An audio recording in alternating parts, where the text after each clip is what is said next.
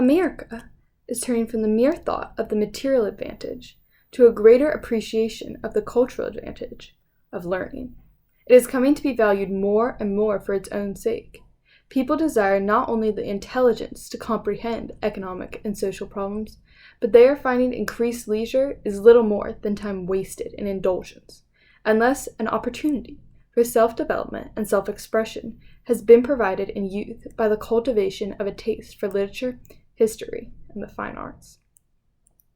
Teaching is one of the noblest of professions. It requires an adequate preparation and training, patience, devotion, and a deep sense of responsibility.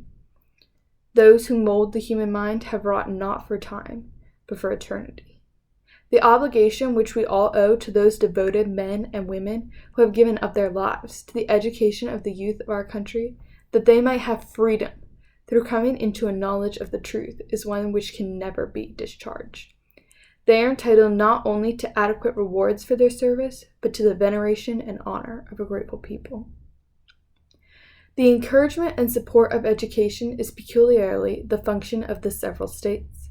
While the political units of the district, the township, and the country should not fail to make whatever contribution they are able, nevertheless, since the wealth and resources of the different communities vary, while the needs of the youth for education in the rich city and in the poor country are exactly the same, and the obligations of society toward them are exactly the same, it is proper that the state treasury should be called upon to supply the needed deficiency.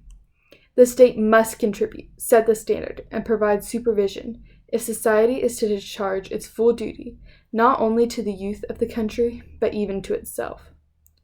The cause of education has long had the thoughtful solicitude of the national government. While it is realized that it is a state affair rather than a national affair, nevertheless it has been provided by law a Bureau of Education.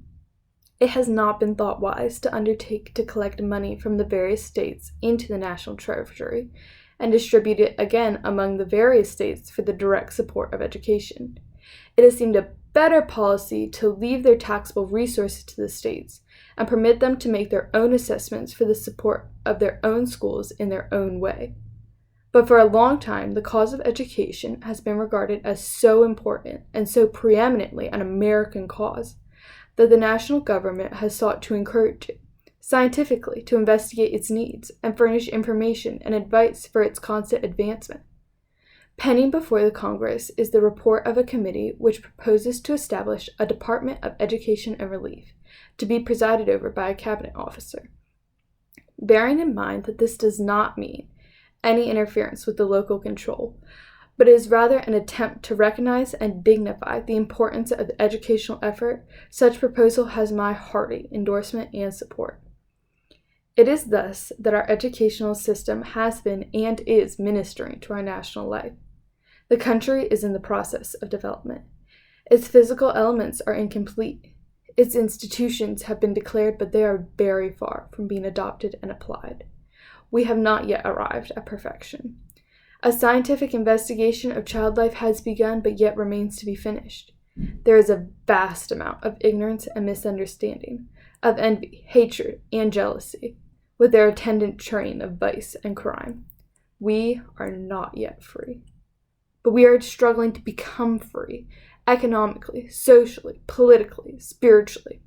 We have limited our amount of immigration in order that the people who live here, whether of native or foreign origin, might continue to enjoy the economic advantages of our country, and that there may be no lowering of the standards of our existence, that America might remain American. We have submitted an amendment to the National Constitution designed to protect the child life of the nation from the unwarranted imposition of toil, that it might have greater opportunity for enlightenment. All of these movements are in the direction of increased national freedom and an advance toward the realization of the vision of Washington and Lincoln. A new importance is attaching to the cause of education. A new realization of its urgent necessity is taking hold of the nation.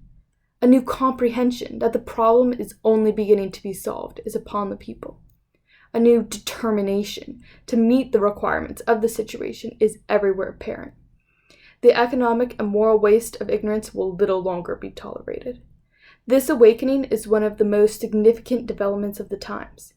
It indicates that our national spirit is reasserting itself. It is the most reassuring evidence that the country is recovering from the natural exhaustion of the war, and that it is rising to a new life and starting on a new course.